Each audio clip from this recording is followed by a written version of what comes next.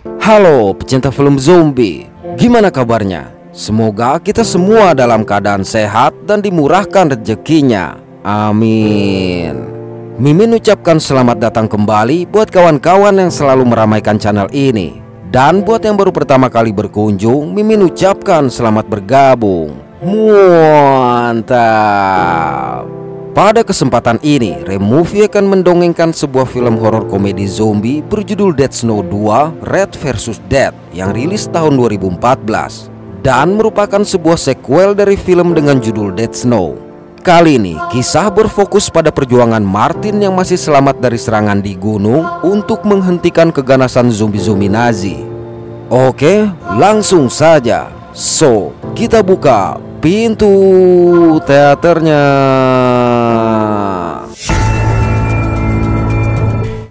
Sekilas Martin menceritakan kejadian yang telah dia alami, mulai dari keberangkatan liburan mereka menuju pondok milik Sarah di pegunungan, kemudian sekotak emas milik Nazi yang ditemukan oleh Erlen dan mereka ambil, di mana ternyata hal itu menyebabkan pasukan Nazi bangkit menjadi zombie untuk merebutnya kembali. Dalam serangan itu, satu persatu rekan-rekan Martin dihabisi, sedangkan dia sendiri bisa bertahan lantaran melepaskan tangan yang terinfeksi menggunakan gergaji mesin. Menyadari para zombie menginginkan emas, maka Martin memutuskan untuk mengembalikan emas-emas tersebut. Namun ternyata masih ada satu koin emas yang terbawa di sakunya tanpa dia sadari. Alhasil para zombie mengejar dan menyerang dia. Untung saja kala itu Martin sempat memasang sabuk pengaman sehingga para zombie tidak bisa menarik dia keluar. Setelah cukup lama bertahan, akhirnya Martin berhasil meloloskan diri. Tapi rupanya Herzog masih dengan gigih berpegangan pada mobil Martin. Hingga tiba-tiba sebuah truk yang melaju berlawanan arah mencium Herzog dan menyebabkan lengannya tertinggal di mobil Martin. Lalu tanpa berpikir lagi, Martin langsung membuang koin emas tadi. Di sudut lain, pengemudi truk yang merasa bersalah memutuskan berhenti dan mencoba menolong Herzog. Naas, tanpa diduga Herzog bangkit menyerang dia, di mana bersamaan dengan itu zombie lain berdatangan menghabisi sang driver. Sementara itu, Martin yang kelelahan akhirnya tertidur sehingga menyebabkan mobilnya terjungkal hebat.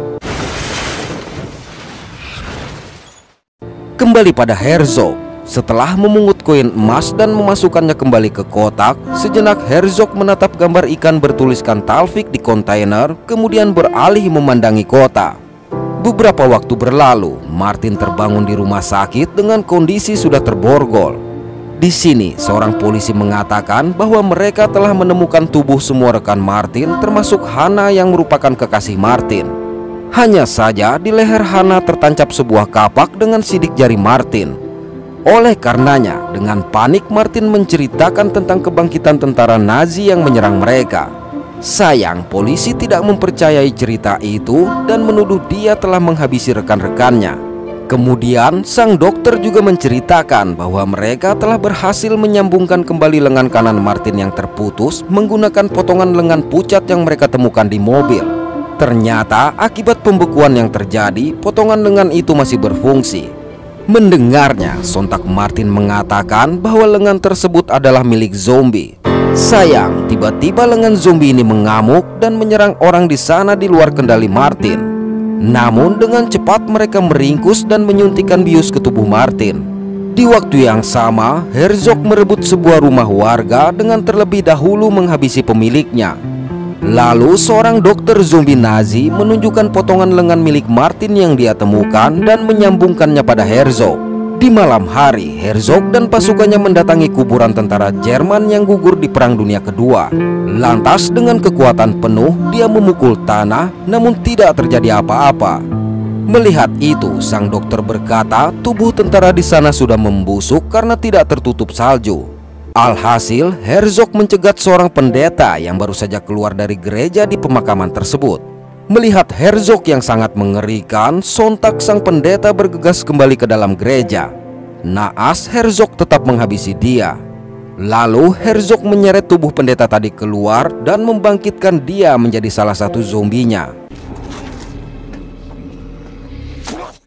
Ternyata di rumah sakit, Martin bisa merasakan kehadiran pasukan Herzog yang telah turun dari gunung.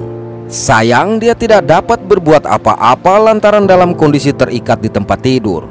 Sesaat kemudian, secara mengejutkan seorang anak bernama Bobby berhasil menyelinap ke ruangan Martin melewati polisi yang berjaga. Bobby menceritakan bahwa dia mendengar rumor mengenai serangan zombie yang dialami oleh Martin dan terkesan dengan lengan zombie Martin.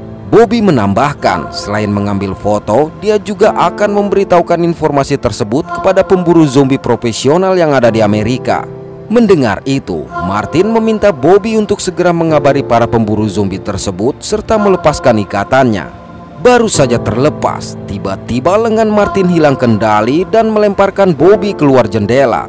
Merasa panik, maka Martin segera mendatangi Bobby. Naas niatnya untuk memberikan CPR justru meremukkan dada Bobby. Bersamaan dengan itu, polisi yang berjaga begitu terkejut mendapati jendela yang pecah dan Martin yang berada di luar. Alhasil, dengan semakin panik Martin mengambil ponsel Bobby dan berniat kabur. Sayang, lagi-lagi lengannya hilang kendali menghabisi polisi yang mengejar. Oleh karenanya, Martin segera kabur menggunakan mobil yang ada di sana. Dalam perjalanan, Martin menerima panggilan dari ponsel Bobby, di mana yang menghubungi adalah seorang bernama Daniel dan mengaku sebagai ketua dari pembasmi zombie. Oleh sebab itu, Martin segera menceritakan semua kejadian yang dia alami hingga penglihatannya mengenai pasukan zombie Herzog yang sudah turun dari gunung. Mendengar itu, Daniel berkata, Herzog tidak menyebarkan virus untuk menginfeksi manusia, melainkan zombie yang telah dikutuk. Menurutnya, Herzog bangkit untuk mencari apa yang diambil darinya atau menyelesaikan misi dari atasannya yang belum tuntas. Untuk itu, Daniel meminta Martin mencari tahu apa tujuan dari kebangkitan Herzog ini. Kemudian, Daniel memberitahu kepada dua rekannya yang bernama Black dan Monica kalau mereka akan pergi ke Norwegia untuk membasmi zombie, sekaligus menunjukkan kepada orang-orang bahwa zombie itu nyata sehingga mereka tidak lagi menjadi bahan ejekan. Laughter. Ridicule. It's time to go hunting. Singkat waktu, ketiganya pun sampai di Norwegia. Dari bandara, mereka pergi ke sebuah toko untuk membeli beberapa peralatan yang akan mereka gunakan sebagai senjata. Begitu siap, mereka segera melacak keberadaan Martin. Pada waktu yang sama, Martin sampai ke Museum Perang Dunia Kedua. Di sebuah surat kabar, Martin menemukan fotonya terpampang jelas dituduh sebagai buronan yang telah menghabisi rekan-rekannya. Ternyata dari sebuah bukit yang tidak jauh dari situ, Herzog tengah memperhatikan museum tersebut. Saat masuk, secara mengejutkan, tangan Martin menghempaskan surat kabar serupa yang tengah dibaca oleh seorang pria. Melihat wajah Martin yang sama dengan orang di surat kabar, sontak pria bernama Glenn ini berteriak meminta tolong, tapi langsung dihentikan oleh Martin. Lantas, Martin meminta Glenn untuk mengantarkan dia mencari informasi tentang Einsatz. Di sini, Glenn menunjukkan foto Herzog yang tengah bersalaman dengan Hitler. Martin juga menemukan informasi bahwa Herzog yang merupakan pimpinan Einsatz ini ditugaskan di bagian utara Norwegia untuk melindungi kapal perang yang disembunyikan oleh Jerman. Namun di sebuah tempat bernama Talvik, kapal perang terbesar Jerman diserang Inggris sehingga membuat Hitler malu. Untuk itu, Herzog ditugaskan membantai 800 penduduk Talvik, tapi tidak sempat dia lakukan akibat pemberontakan yang terjadi. Jadi hal ini menjelaskan kenapa pada awal film tadi Herzog sempat terdiam menatap gambar ikan bertuliskan Talvik di kontainer. Saat inilah Martin menyadari bahwa misi Herzog yang belum tuntas adalah membantai 800 penduduk Talvik. Bersama dengan itu, mereka melihat pasukan zombie Herzog yang tengah menyerang sekelompok turis di halaman dengan sangat ganas. Selesai membantai, Herzog membangkitkan kembali turis-turis tersebut menjadi pasukan zombinya. Melihat itu, Martin segera mengajak Glenn mencari tempat bersembunyi. Selang beberapa saat, pasukan Herzog masuk dan mengambil persenjataan yang ada di museum, di mana rupanya Martin dan Glenn masih ada di sana dengan menyamar sebagai manekin. Ketika Martin memperhatikan lengan Herzog, hampir saja satu zombie memergoki dia. Sampai tiba-tiba Herzog mengambil sebuah peta dan mengajak pasukannya pergi. Saat keluar, beberapa zombie mencoba menyerang mereka, namun dengan mudah Martin mengalahkan zombie-zombie tersebut. Hal ini membuat Martin menjadi takjub lantaran baru pertama kali bisa mengendalikan lengannya sendiri. Kemudian saat mencoba menutupkan mata seorang turis yang masih terbuka, tiba-tiba turis tersebut bangkit menjadi zombie namun tidak menyerang mereka. Sayang bersama dengan itu, kelompok Daniel datang menghabisi sang zombie. Akibat tingkah konyol mereka, maka Martin menunjukkan kekuatan barunya dengan kembali membangkitkan zombie tadi. Melihat itu, Daniel memiliki ide untuk menciptakan pasukan zombie mereka sendiri dengan menunjukkan foto seorang letnan Uni Soviet bernama Stavarin. Konon, Stavarin dan batalionnya dibawa ke Norwegia sebagai tawanan perang dan dipaksa bekerja untuk membangun jalan di sebuah pegunungan. Tapi setelah pembangunan jalan selesai, mereka semua ditembak mati oleh Herzog. Menurut Daniel, tubuh pasukan Stavarin yang terkubur di pegunungan membeku tersebut masih utuh dan sama-sama menunggu untuk balas dendam seperti Herzog. Oleh karenanya, Daniel mengajak Martin mendatangi pegunungan yang dimaksud dengan membawa zombie turis tadi, serta memerintahkan yang lain menemukan dan memperlambat pergerakan Herzog. Sementara itu, dalam perjalanan menuju Talvik, Herzog memerintahkan pasukan zombinya untuk membantai warga di sebuah pemukiman dengan niat menambahkan jumlah pasukan. Selang beberapa waktu, pihak kepolisian tiba di museum. Ketika mereka bingung menemukan pelaku dari kejadian di sana, tiba-tiba seorang polisi datang membawa foto Martin yang mereka temukan dari CCTV. Melihat itu, para polisi pun bergegas mencari Martin. Pada waktu yang sama, Black, Monica, dan Glenn tengah mengawasi pergerakan pasukan Herzog yang semakin banyak dan mengiring sebuah tank yang mereka ambil dari museum. Untuk itu, Monica meminta Glenn memancing para zombie agar menuju ke rawa dan meledakkan mereka ketika terjebak di rawa tersebut. Awalnya Glenn menolak, tapi Monica berkata Glenn adalah satu-satunya orang yang memahami daerah tersebut dan memiliki keluarga di Talvik. Jadi jika ingin keluarganya selamat, maka Glenn harus bersedia melakukan hal itu. Alhasil, demi melindungi keluarganya, maka Glenn setuju. Singkat waktu, Glenn pun berdiri menghadang pasukan Herzog yang terlihat sangat garang, lalu melemparkan sebuah batu yang ternyata berhasil menumbangkan satu zombie dan bergegas kabur. Melihat itu, Herzog memerintahkan zombie warga untuk mengejar Glenn, tapi melarang sebagian zombie Nazi ikut mengejar. Tatkala para zombie terjebak di rawa, maka Black dan Monica mulai melemparkan bom rakitan mereka. Sayang, setelah mereka berhasil berkumpul, Herzog memerintahkan pasukannya untuk menembak mereka menggunakan tank. Oleh karena itu, ketiganya harus berjuang keras menghindari tembakan tersebut. Namun akhirnya sebuah ledakan berhasil menghentikan mereka. Tidak melihat adanya pergerakan lagi, dengan asumsi ketiga orang tadi telah berakhir, maka Herzog memutuskan untuk kembali melanjutkan perjalanan. Pada malam hari, kelompok Martin akhirnya sampai di tanah beku tempat pasukan Stavarin dikuburkan. Namun yang menjadi masalah yaitu Martin tidak mengetahui cara membangkitkan para tentara dalam jumlah banyak. Karena jika harus meletakkan tangannya di wajah mereka, maka paling tidak butuh waktu 1 minggu untuk menggali kuburan tersebut. Bersama dengan itu, tangan Martin mulai bereaksi dan tanpa dapat dikendalikan dia memukul tanah yang akhirnya mengeluarkan cahaya. Sesaat kemudian, secara perlahan pasukan zombie Uni Soviet bermunculan dari dalam tanah.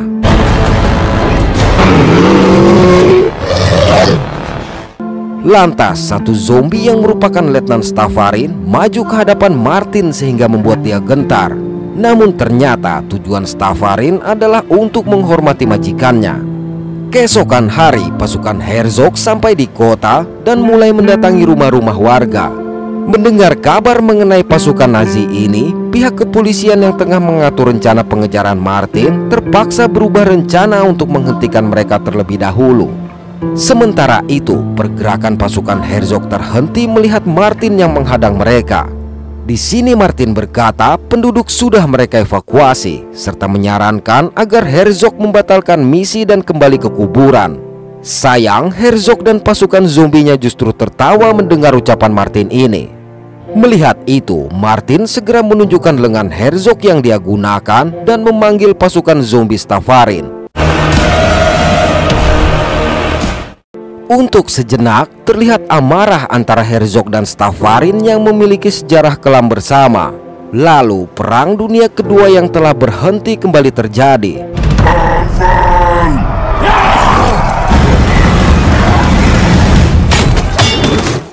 Tidak lama berselang, para polisi pun tiba di lokasi tersebut.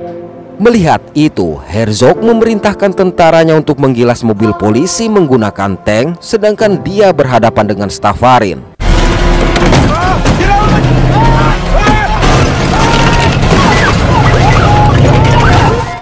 Cukup lama bertarung, akhirnya Monica, Black, dan Glenn tiba dan ikut dalam pertempuran. Awalnya, Stavarin mendominasi pertarungan melawan Herzog. Sayang, dengan curang satu anak buah Herzog menyerang Stavarin dari belakang. Melihat Herzog yang menghabisi Stavarin, maka Monica meminta Martin untuk menghabisi Herzog lantaran berasumsi pasukan Nazi terikat pada Herzog. Mendengar itu, Martin langsung berhamburan menyerang Herzog, namun dia justru kewalahan sehingga hanya mampu bertahan. Di tempat lain, Daniel berhasil memasuki tank dan berusaha merebutnya dari tentara zombie Nazi yang ada di dalam. Sementara Monica, Black, dan Glenn yang masih sibuk bertarung di lapangan teralihkan akibat melihat pasukan Uni Soviet yang mulai bertumbangan, sehingga tidak menyadari ada satu zombie yang berhasil menghabisi Glenn. Sialnya lagi, pasukan zombie Nazi mulai mengepung mereka. Ketika Martin sudah sangat kewalahan, tiba-tiba tank tadi menabrak rumah sehingga keduanya terbawa dan melanjutkan pertarungan di atas tank. Sedangkan di dalam tank, setelah berhasil menghabisi zombie yang ada, Daniel segera menghentikan tank tersebut tapi membuat Martin terpental. Namun ketika Herzog akan menghabisi Martin, ternyata dari dalam Daniel mengarahkan moncong senjata tank tepat ke batok Herzog dan menyebabkan batok tersebut terlempar jauh ke pegunungan. Bersama dengan itu, pasukan zombie Nazi yang mengepung Monica dan Black juga bertumbangan sehingga mereka bisa selamat. Kendati berhasil mengalahkan Herzog, Martin tetap berduka atas kematian Glenn.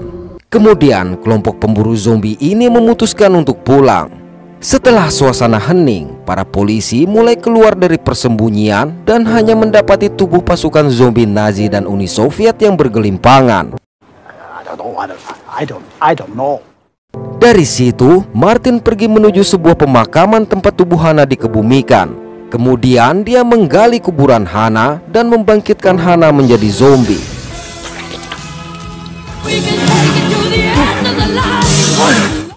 Di tempat yang jauh dari situ, dokter Nazi memungut batok Herzog yang ternyata masih membuka matanya. Oke, terima kasih sudah menonton sampai pada akhir konten ini. Mohon maaf atas ketidaksempurnaan dari kami. Semoga terhibur dan sehat selalu. Mantap.